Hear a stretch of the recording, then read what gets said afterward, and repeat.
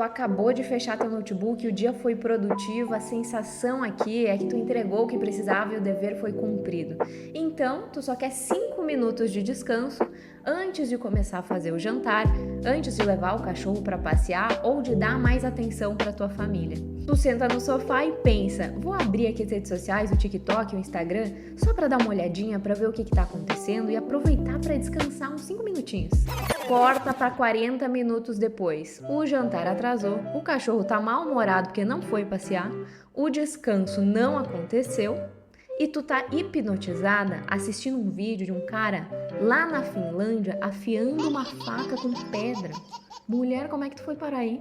Tu não decidiu, Thali. Se alguém te parasse na porta da sala 5 minutos antes e perguntasse: tu quer trocar 40 minutos do teu precioso descanso para ver um vídeo aleatório um cara lá na Finlândia afiando uma faca numa pedra?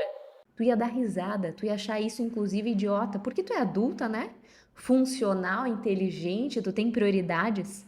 Tu diria que não, que tu jamais trocaria esse teu tempo de descanso por um vídeo aleatório.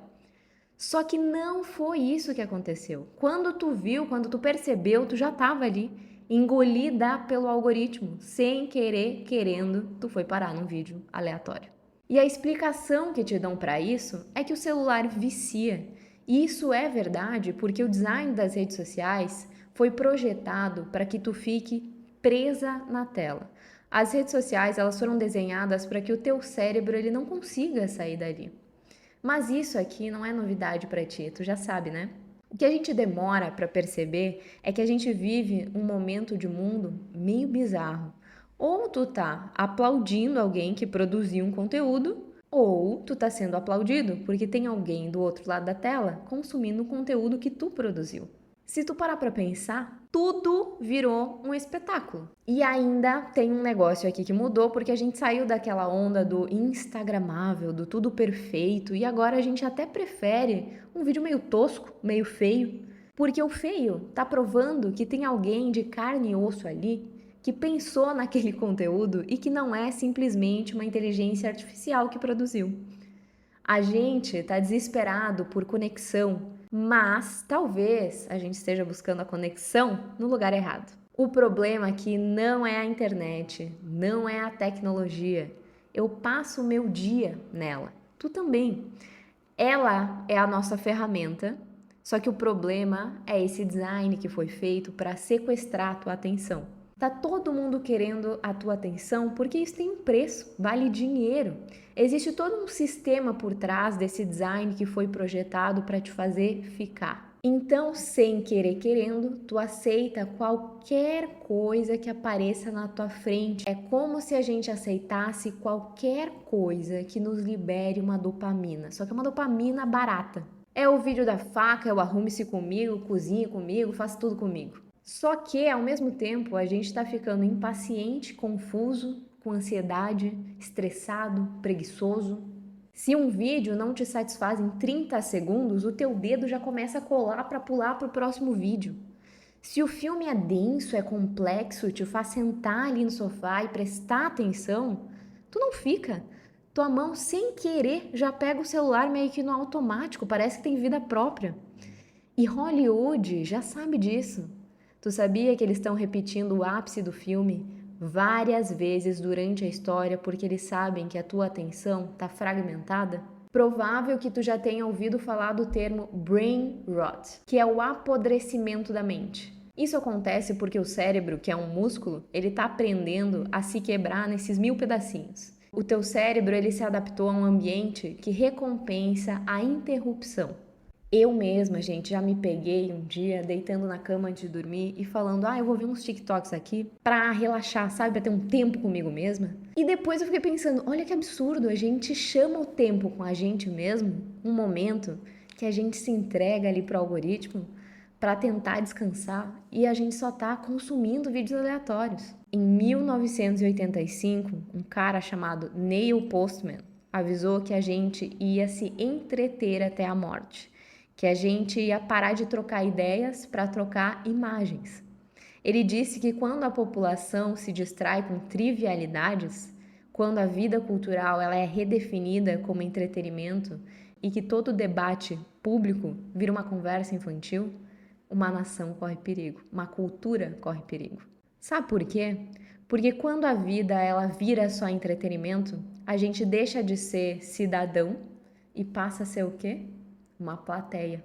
E a real é que uma plateia é a coisa mais fácil de manipular que existe. Pensa comigo, no teatro, quando tu tá assistindo um espetáculo, tu não questiona o que tá no palco, tu apenas assiste da plateia. Tu tem duas opções, aplaudir ou levantar e ir embora. Tu não tem o menor controle sobre o que vai acontecer no palco. Eu sou a Rafa Gomes e tu tá ouvindo Entre Linhas. No episódio de hoje eu quero falar sobre esse tal do apodrecimento do cérebro, o que isso tem a ver com as redes sociais e como que a gente faz para voltar a mandar na própria cabeça enquanto tem todo um sistema arquitetado para ganhar bilhões com esses vídeos aleatórios que tu consome de caras afiando faca lá na Finlândia. Enquanto tu assiste vídeos aleatórios, a tua vida tá passando e talvez tu não esteja nem percebendo. Vamos nessa?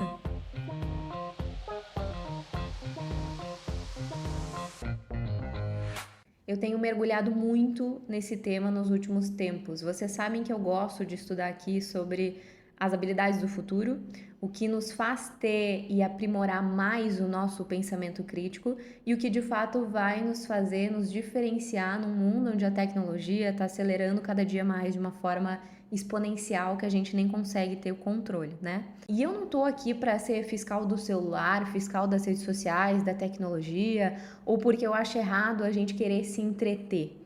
Pelo contrário, eu trabalho com tecnologia, gente, já faz 10 anos e eu amo as possibilidades que a tecnologia traz para a nossa vida.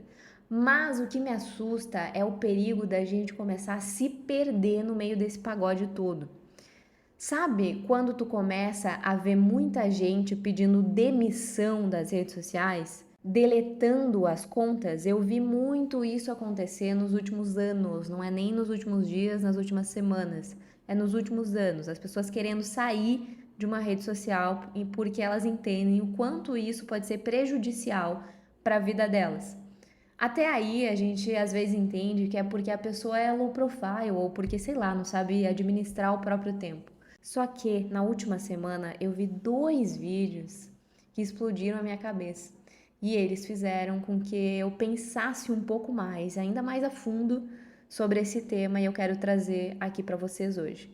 O primeiro conteúdo que eu assisti é do podcast do The Diary of a CEO, com o Jonathan Haidt, que escreveu o livro A Geração Ansiosa, e com a doutora Aditi, que é médica formada em Harvard. E o que eles falaram é assustador, gente. Eles estavam falando sobre como os vídeos curtos, eles não servem só pra gente passar o tempo, né? Mas como eles estão redesenhando toda a química do nosso cérebro. É um vício tão real que a previsão é que a próxima grande crise global, ela não seja nem econômica nem política, mas de atenção, uma crise cognitiva. O outro conteúdo que eu assisti foi de um cara que falava sobre o porquê a gente não consegue mais focar. E nesse vídeo ele cita Neil Postman, o cara que eu citei aqui na abertura, sabe? Ele trouxe um exemplo que me deixou bem de queixo caído, assim, sobre como que a nossa cabeça, ela funcionava antes dela ser sequestrada pelo mundo digital, vamos dizer assim. E aí, eu quero que tu faça um exercício comigo agora. Esquece o teu celular ou o teu notebook, se tu tá me assistindo ou ouvindo, né, pelo computador. Fecha os olhos e viaja comigo para 1858. Imagina aí que a gente tá no interior dos Estados Unidos, tá um calor ferrado, o sol tá rachando e os teus pés estão pisando no chão de terra, tá? Sabe quando tu pisa e a poeira levanta a cada passo? É isso que tá acontecendo.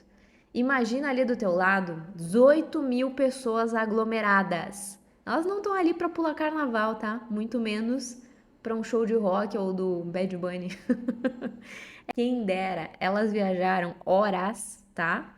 A pé ou a cavalo, porque era isso que elas tinham na época, e elas fizeram isso para ver 2 caras conversando em cima de um palanque de madeira sobre o futuro da nação.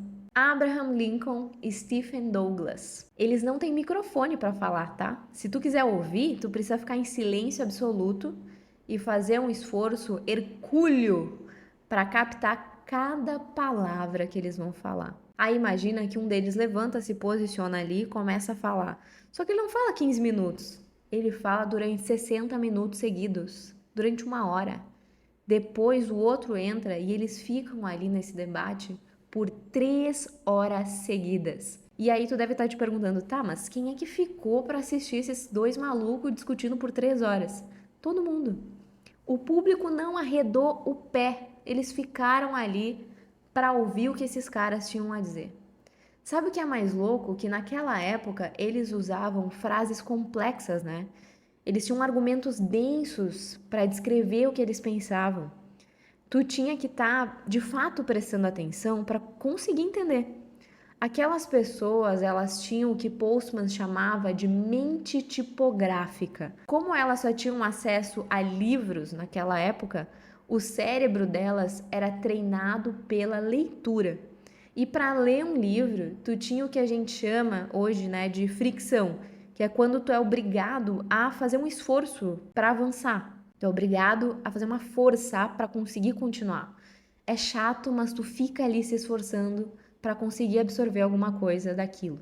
E quando tu tá lendo um livro, tu precisa aceitar a lógica do autor que escreveu e lembrar que o que tu leu na página 10 é importante para tu conseguir entender na página 50. Não tem como tu abrir um livro e pular para a página 50 e entender o que está nas entrelinhas daquilo. E isso, da mente tipográfica, criou uma geração que era craque em prestar atenção. Se tu falasse algo contraditório depois das 3 horas ali no palanque, eles iam perceber, porque eles estavam prestando atenção em cada palavra que estava sendo dita. E hoje a gente vive o oposto. A gente vive, ao invés da fricção, o atrito zero, zero fricção, né? O algoritmo, ele tirou essa necessidade da gente precisar fazer um esforço. E trazendo uma analogia aqui, é como se tu não precisasse mais pedalar. É como se tu tivesse ganhado uma bicicleta elétrica, onde o motor vai fazer a maior parte do esforço por ti. E aí, se tu relaciona isso com o músculo, o que acontece quando tu não faz força para o teu músculo trabalhar? Ele atrofia, né? Os dados globais não mentem. Eu encontrei um estudo aqui da maior associação de computação do mundo que mostra que o nosso formato atual de consumo de vídeos, né, essa troca constante que a gente tem entre vídeos e contextos numa rede social, ela está simplesmente deletando a nossa capacidade de reter intenções. A gente saiu de 3 horas de foco profundo para um estado onde a gente não consegue segurar um pensamento por 1 minuto ou até menos, sem que o nosso dedo coce para pular de um vídeo para o outro. E aí, hoje, inclusive, tu entra no chat GPT e tu pede para ele o seguinte: me explique tal coisa, me explique sobre a Revolução Francesa como se eu tivesse 12 anos de idade, que é para tu aprender mais fácil, né? E quando a gente traz esse cenário para as redes sociais, o que acontece? Se o cenário é bonito, se tu vê uma imagem legal, se a música te emociona, a gente compra a ideia do que a pessoa está falando ali nas redes sociais, muitas vezes sem buscar entender o que está por trás do que ela está falando. Então a gente sim parou de trocar argumentos para trocar imagens e vídeos, né? O brain rot é exatamente isso. O cérebro que ficou tão viciado em fragmentos, nesses pedacinhos de conteúdo, que ele desaprendeu como consumir uma coisa mais longa. Eu sempre reforço aqui a importância do pensamento crítico, porque eu sei que essa vai ser a habilidade mais valorizada do futuro, mais requisitada. Não é à toa, gente, é só tu prestar atenção no que está acontecendo. E qual que é o risco aqui? Se tu não consegue sustentar um pensamento longo, tu não toma decisões complexas. Tu vai viver de carona, como passageira da vida. Eu já falei em outros vídeos aqui sobre o perigo da gente viver no piloto automático. E é mais ou menos isso, porque tu acaba reagindo só às próximas notificações que o teu celular, né, que as redes estão te apresentando naquele momento. Em vez de tu conseguir escolher por conta própria qual que é o próximo passo que tu vai dar. Que nem eu dei o exemplo lá na abertura. Tu não escolhe o vídeo que tu tá vendo. Tem um algoritmo por trás que tá te dizendo o que é melhor tu consumir. Só que o perigo, né, é que como tu tá consumindo isso em fragmentos e vídeos após vídeos, tu nem percebe que o tempo tá passando. E que nem eu te disse, existe todo um design projetado para que aconteça exatamente isso. A gente ouve muito que o digital mudou tudo, né? Que a tecnologia revolucionou de fato o mundo que a gente vive.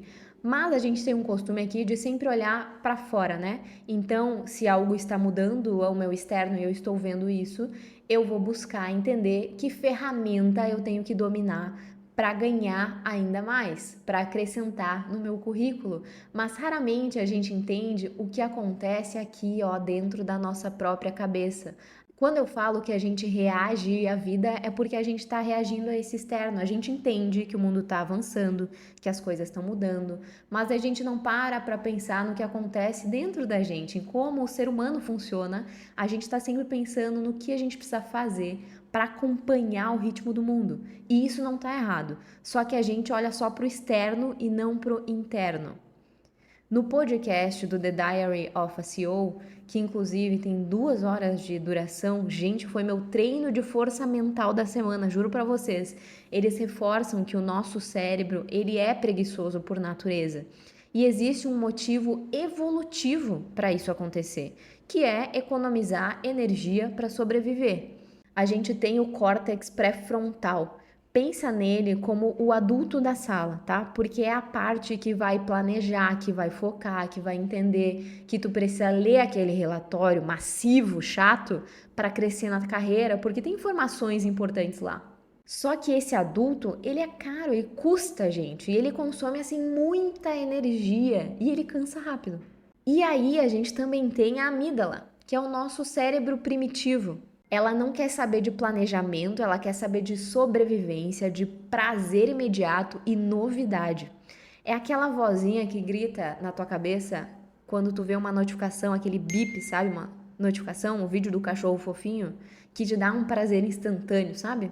O brain rot, ele acontece quando a amígdala é a única que está assumindo a direção ali e o córtex pré-frontal, ele tá meio que desistindo de lutar, porque lembra, né? Ele consome muita energia, ele custa caro e quando a amígdala é ativada, ela quer justamente o contrário, sobreviver, ter prazer e novidade. E o que te traz isso hoje? O scroll infinito, o vídeo curto de 30 segundos, de 1 minuto, a legenda neon grifada ali no vídeo para chamar a atenção em cada palavra. Tudo isso é o que a gente chama de design de atrito zero. Lembra da bicicleta que eu citei? O algoritmo ele faz exatamente isso. Ele coloca o motor para girar ali para que tu não precise usar tanto o teu cérebro, que não é bobo nem nada e vai fazer o que aqui nessa situação? Se acomodar. Ele pensa, para que eu vou gastar energia construindo um raciocínio longo se eu posso só engolir esse fragmento de 1 minuto e achar que eu entendi e seguir minha vida? Qual que é o resultado disso? A atrofia. Tu vira um mestre aqui em pular de assunto em assunto. Mas se eu te perguntar o que tu lembra do que tu assistiu ontem no TikTok ou nos reels do Instagram, tu consegue lembrar? Me diz aqui os últimos 3 vídeos que tu assistiu. Tu não sabe. Faz o teste. Tenta lembrar dos 3 vídeos que tu assistiu ontem à noite antes de dormir. É difícil, né? É por isso que quando tu tenta ler 10 páginas de um livro, tu sente sono, tu sente preguiça.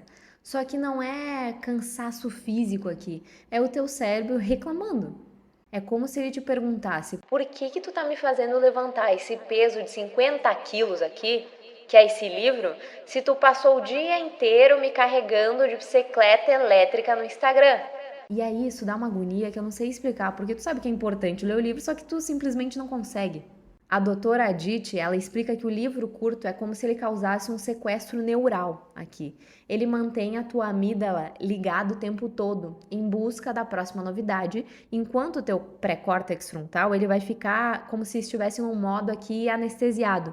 Então tu vai entrar no modo de sobrevivência. Tu já ouviu falar de cassino, de jogo de aposta? Gente, é a mesma lógica. É o vício da recompensa imediata que vai te tornar incapaz de conseguir manter a atenção. E aí entra o que mais me pegou. A doutora Aditi, ela reforça que o cérebro adulto ele é plástico. Ele consegue se recuperar se houver uma mudança de hábito. E tu já deve ter ouvido falar sobre neuroplasticidade. É isso, quanto mais tu foca em uma determinada coisa, mais o teu cérebro vai se acostumar a fazer aquilo e ele vai conseguir fazer aquilo.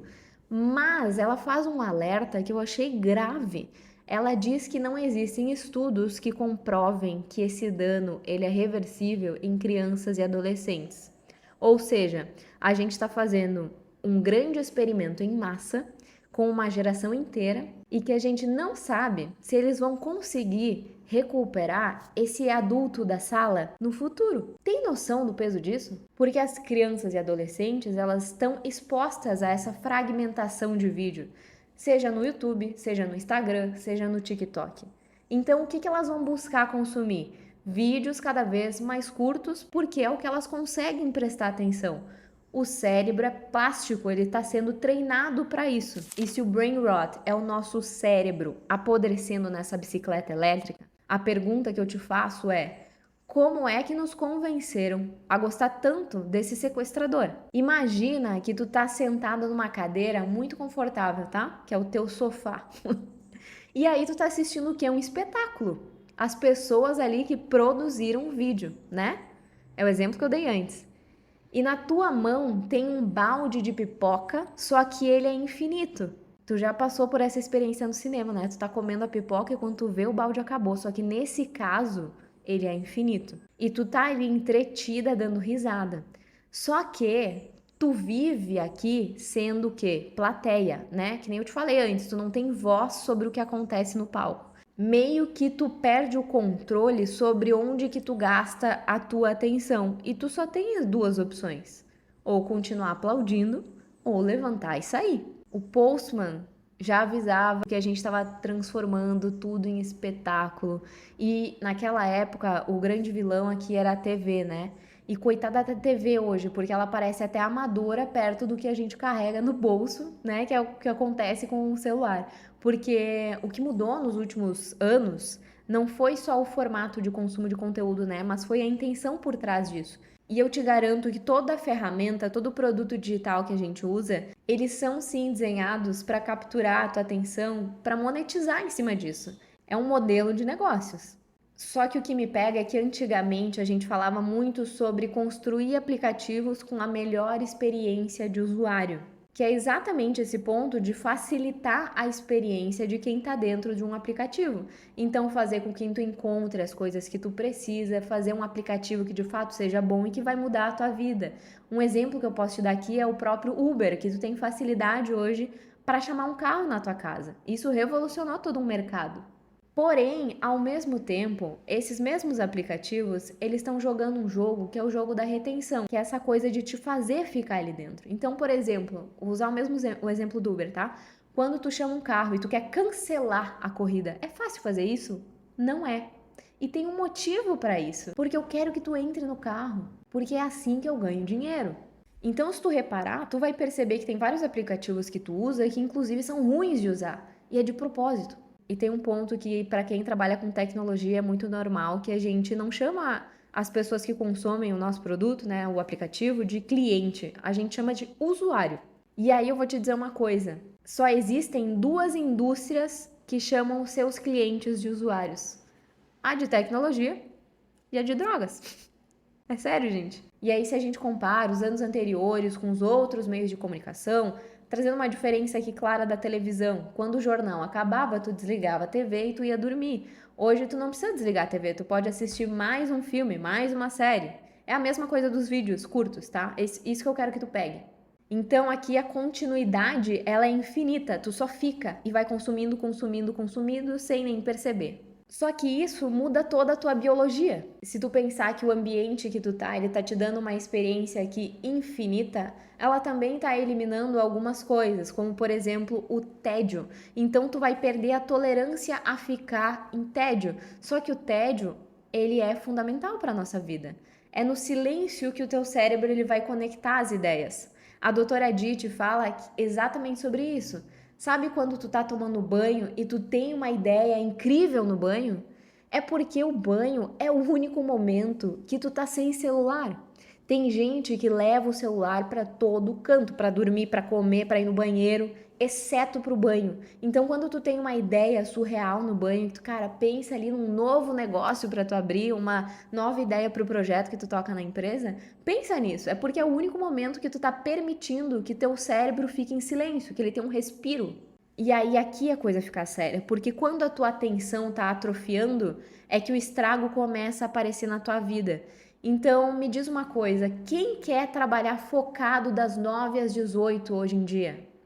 Antigamente, isso era normal. Tu conseguia sentar a bunda na cadeira, prestar atenção e fazer o que tu tinha que fazer. Hoje é difícil fazer isso. E aí a gente começa a entender porque as novas gerações, principalmente, têm tanta dificuldade de sustentar processos longos, ficar no emprego, ficar numa faculdade durante 4 anos, prestar atenção num professor que vai ficar 1 hora ali falando. E isso se estende para outras áreas da nossa vida.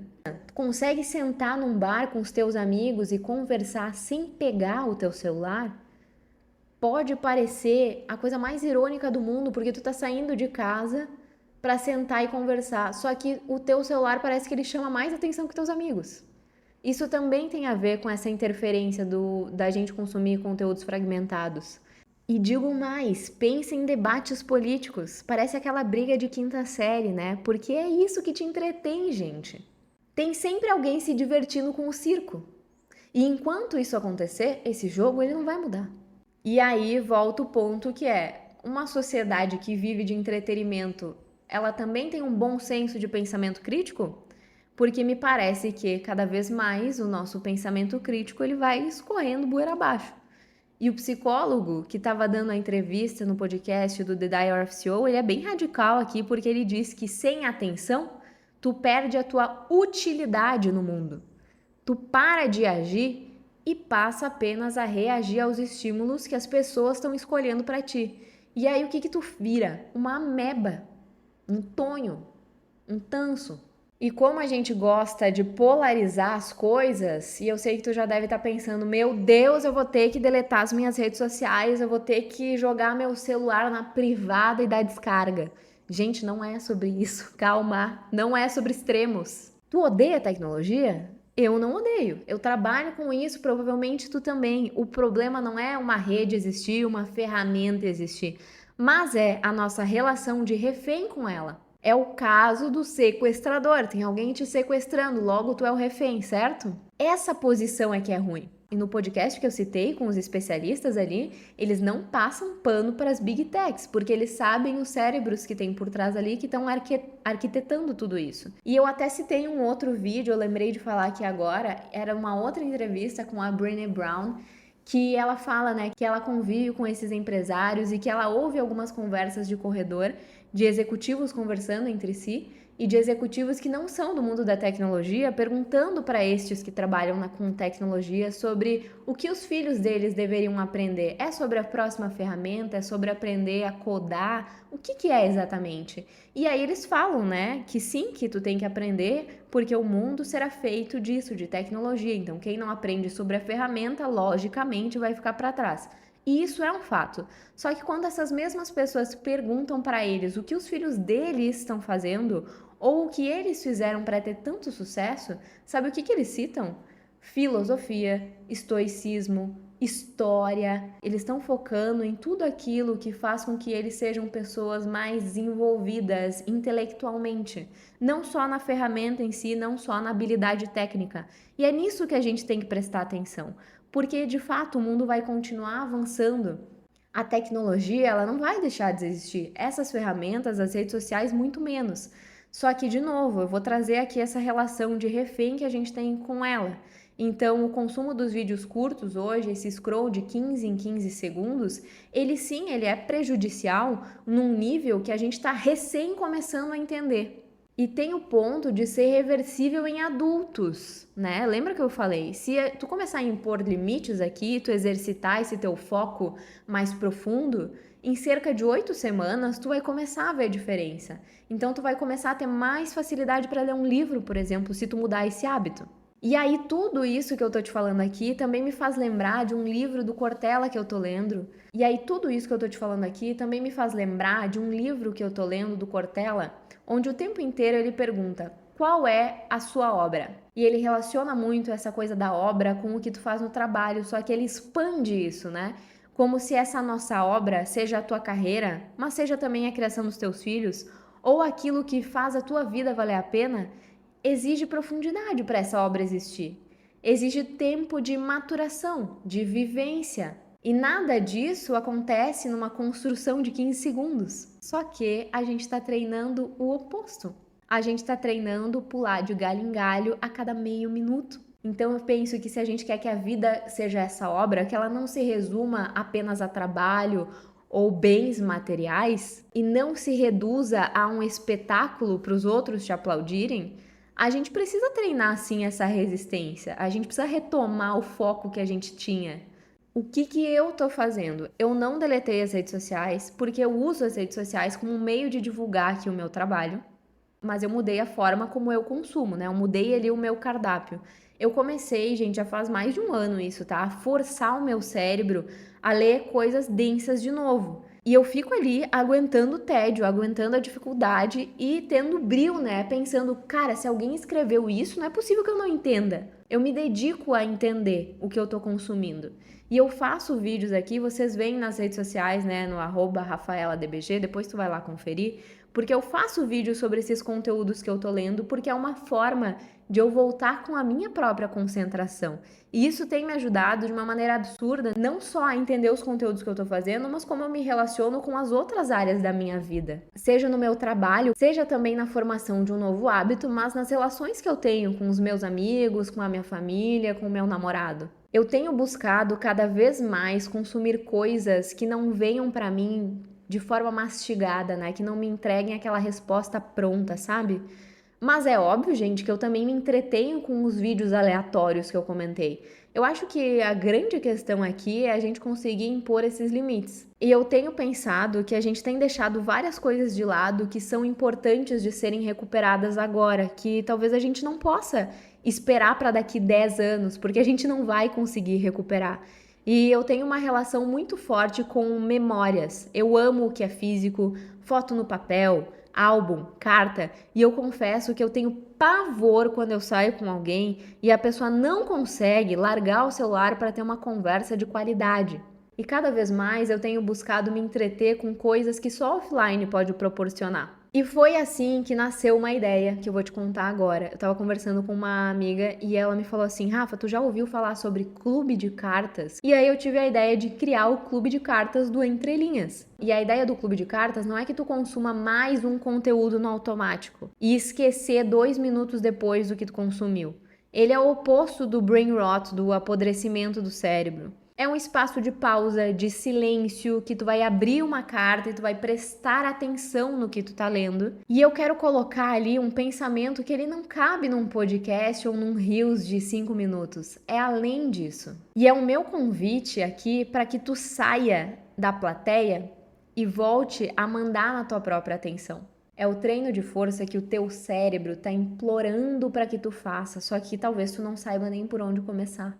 A ideia é que tu receba todo mês uma carta física na tua casa sobre o mundo complexo que a gente está vivendo hoje, com a minha interpretação do que isso significa na prática para ti, de alguém que trabalha com tecnologia, de alguém que estuda sobre o futuro e que entende que o pensamento crítico, o pensamento sistêmico, o pensar em si vai ser uma das habilidades mais requisitadas no futuro. Só que a gente não pode de forma alguma esperar o futuro chegar para começar a pensar nisso.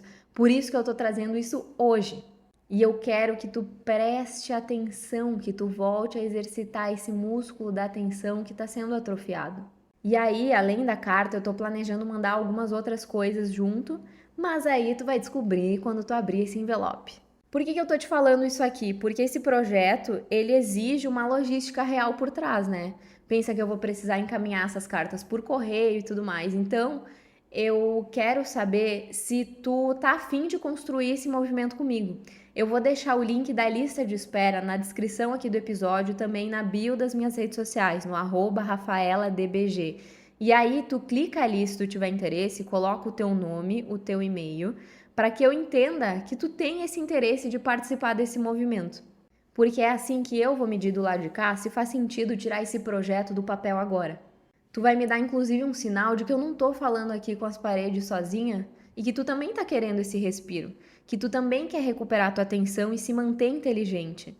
Imagina o quanto tu pode aprender com essas cartas, com essa pausa, em 6 meses, em 12 meses ou muito mais do que isso. E o que eu tenho para te dizer é que a gente não precisa abandonar o mundo digital, mas a gente precisa retomar quem está no comando do que acontece aqui dentro da nossa cabeça. Eu sou a Rafa Gomes e esse foi mais um episódio do Entre Linhas. Se tu curtiu o conteúdo, compartilha com alguém, porque é só assim que a gente vai conseguir passar essa mensagem que eu tô te passando aqui para mais pessoas. Até o próximo episódio.